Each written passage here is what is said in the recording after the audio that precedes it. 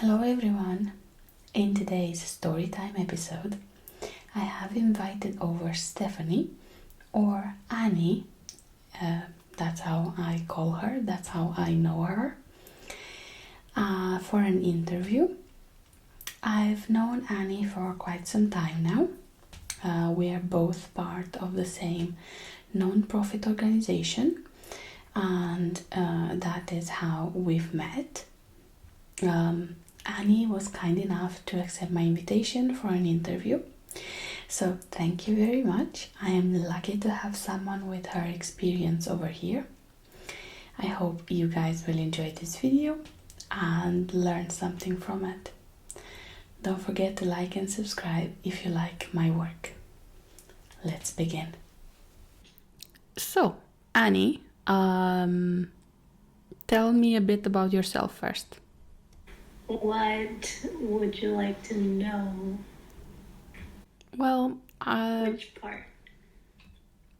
Well, tell me what got you into tarot reading first, and then maybe we can talk a bit about you being a psychic or any experiences that you have.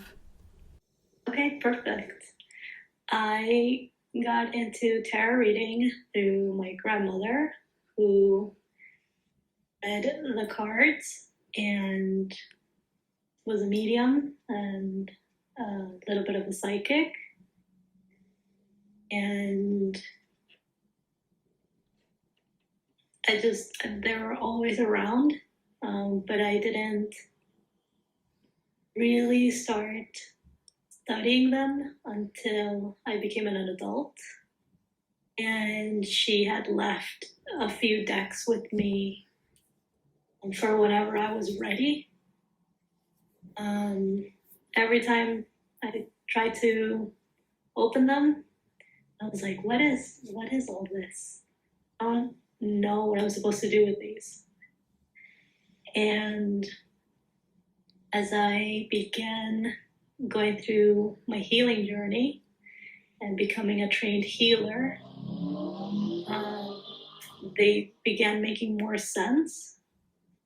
And I was able to meditate with them and get the message that they were trying to say individually. And I just created that connection where I know what they're trying to tell me just by the relationship that I have with them. Okay.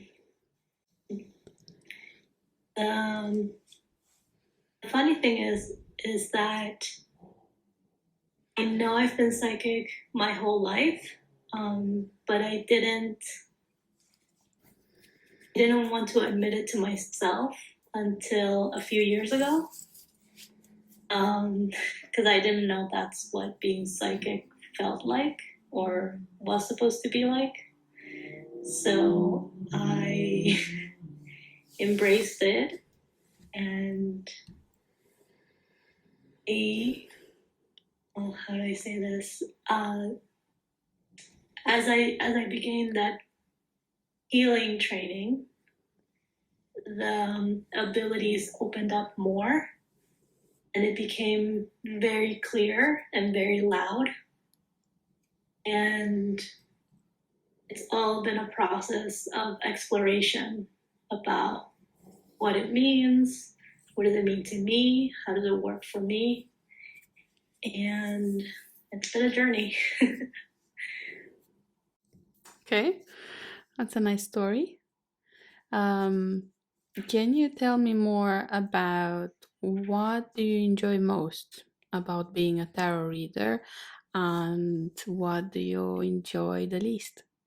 So what I enjoy the most about tarot reading is that I get to give clarity to my clients about situations that I don't really know about. They'll ask me questions and I'll pull the information, and you'll see their faces just lighten up and go, oh, that's exactly what I needed to hear right now. Sometimes they're a little confused, but the clarity comes in.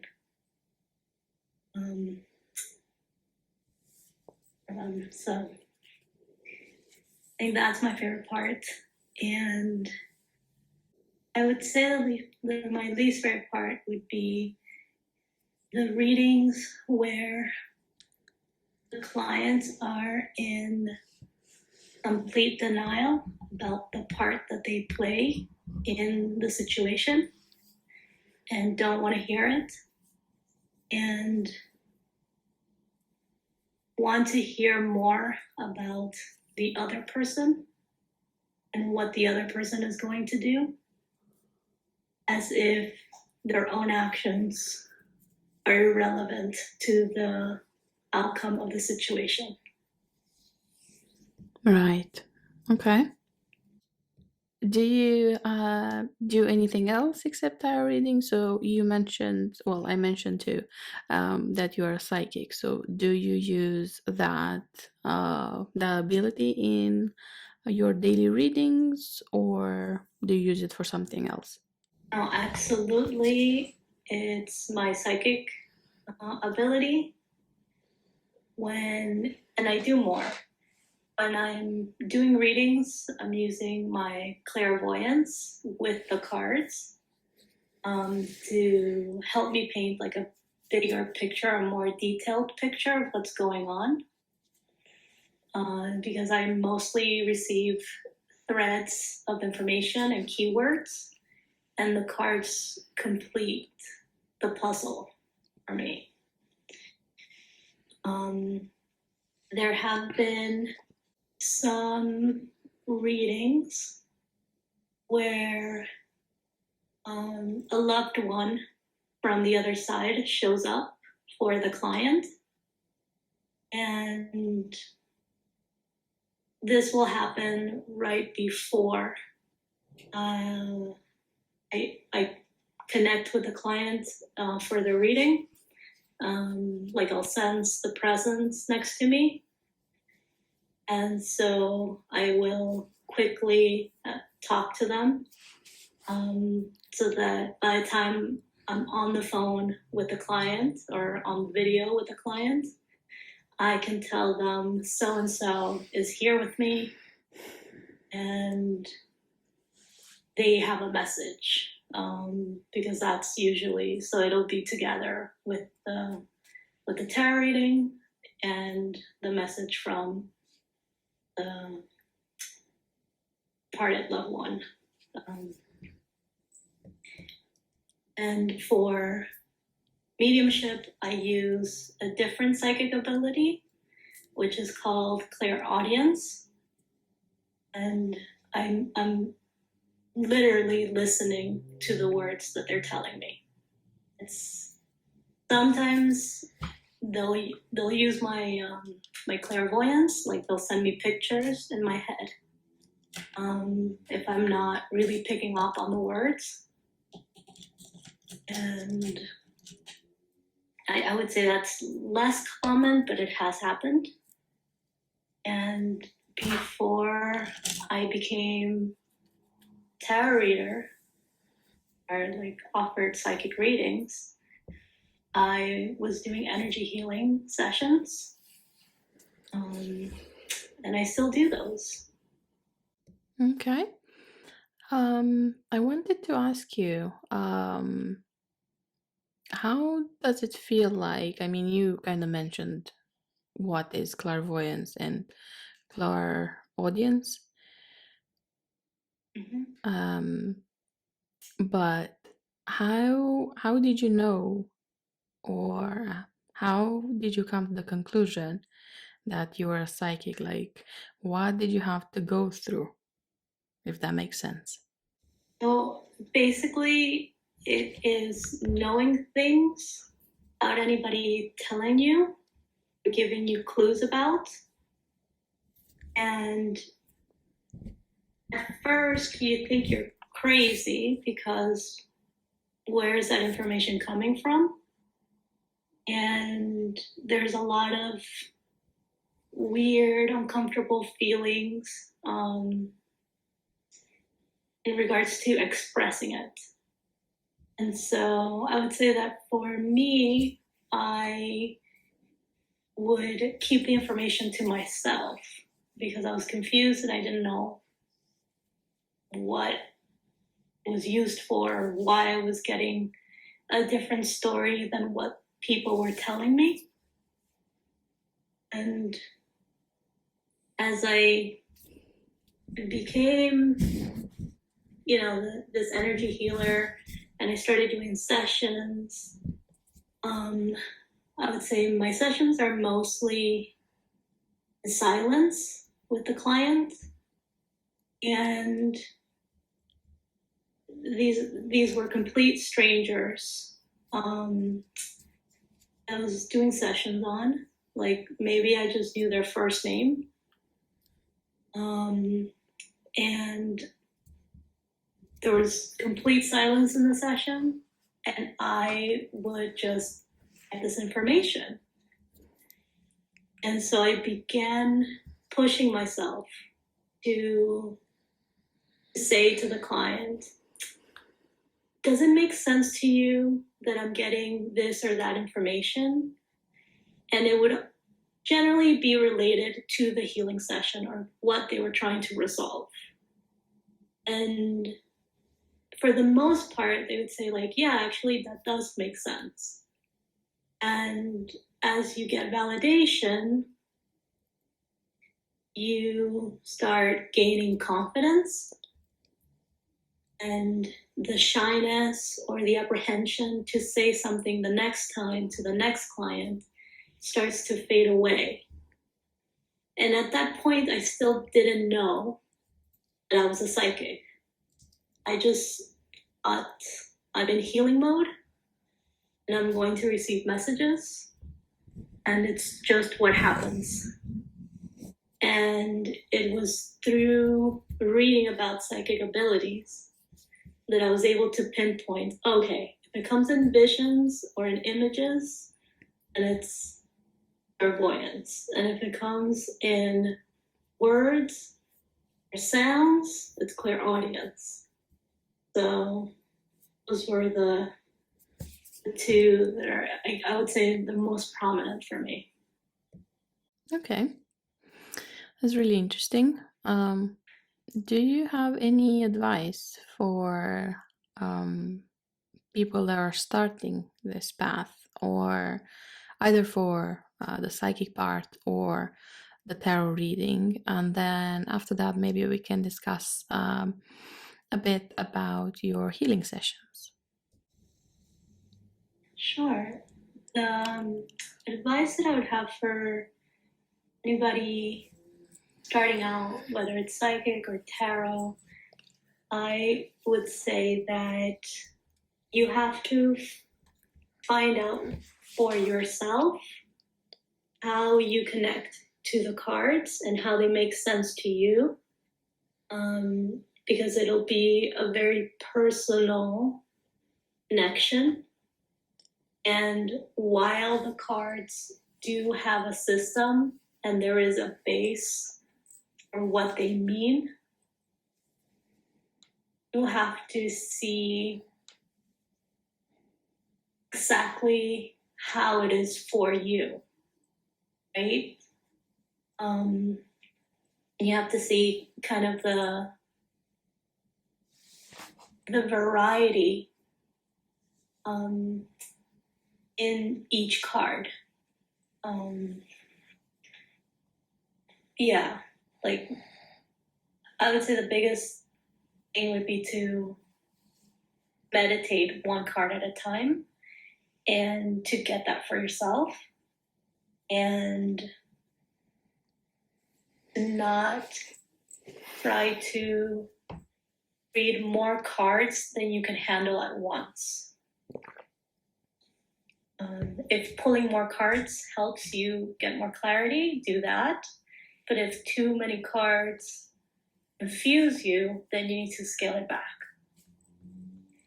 And go, one by one, two by two, and so on until you build strength and your confidence. And as far as psychic, I would say look up the different psychic abilities and see which ones you fall into or which ones resonate for you and how that happens for you. Because again, it's going to be very individual and very personal. So yeah, that's my advice. Okay, thank you for clarifying that. You mentioned earlier your healing sessions, so can you tell us more about that? Yes. So I offer two types of healing sessions.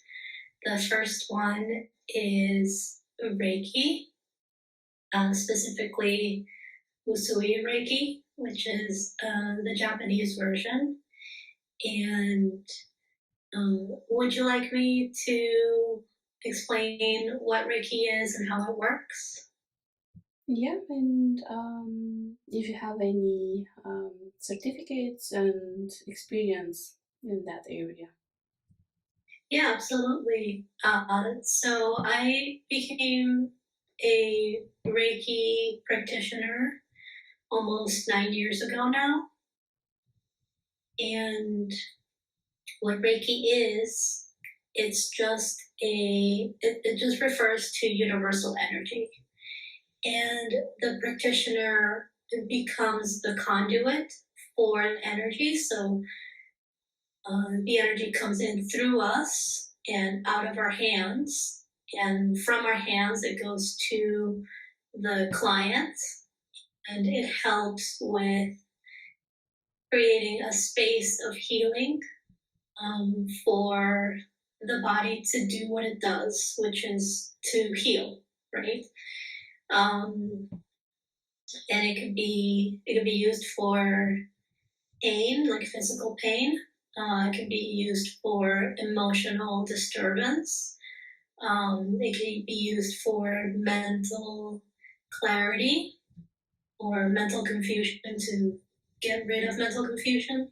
So, actually healing anybody, it's that the energy is flowing in through me and out through my hands. And that energy creates the space for the body to heal itself. And I have the level 1 certificate, which allows me to work with people in person. That is just level 1. In person sessions. And then level 2 allows me to work with people through distance. So I've worked on people that are in other states, other countries, and during the session, they can still feel the energy, whichever section that I'm working on. So, for instance, I was working with somebody in Peru, and I'm in the United States, and I was rearranging my setup while I was working on them, and unintentionally touched their feet or where their feet would be. And a minute later, because we were on video chat, a minute later, they asked me, "Did you just touch my feet?" And I go, "Oh yeah, I did." So it sounds crazy, but we're all connected in that sense. Okay. I didn't know actually that part. I knew most of it. I just didn't know that part. Okay. Is there anything else you would like to add about any of these? Yeah, so there is another healing session that I do that's called Access Consciousness, the bars. And what the bars do is that, or what they are, first of all, is that there are 32 points on a person's head. They represent different areas and different thought patterns or categories of life. So there's creativity, there's aging, there's form and structure, there's money, there's connections, there's gratitude, there's sadness, there's hopes and dreams, all these different things, 32 points. And what the practitioner does is that we know where the points are and what points touching. And it's a very light touch. So the client would barely feel it, but the practitioner really feels it, where their hands are. And so what happens is that when the practitioner touches these points, it kind of organizes the thought processes for each category. So everything that is valuable to the client about that subject stays and becomes organized. And anything that is kind of like, just like scrap information that creates mental blocks gets deleted in a way. So you do retain the memory of the thought. You don't retain the emotional attachment to the thought. It's kind of a weird thing to say, but the example would be if there's a thought in your mind that causes you pain from a past experience and you don't know how to get rid of it and you don't know why it keeps coming up and why it still hurts, it's because of the emotional attachment to the thought and to the experience. And so what the bars does is that it's like, okay, let's keep the memory so that we know that it happened, right? Like everything that we've been through up until now has made us into this person. But this emotional attachment is not helping you move forward, so we're going to remove it. And it's just a session just lightens the load for the person in a mental way.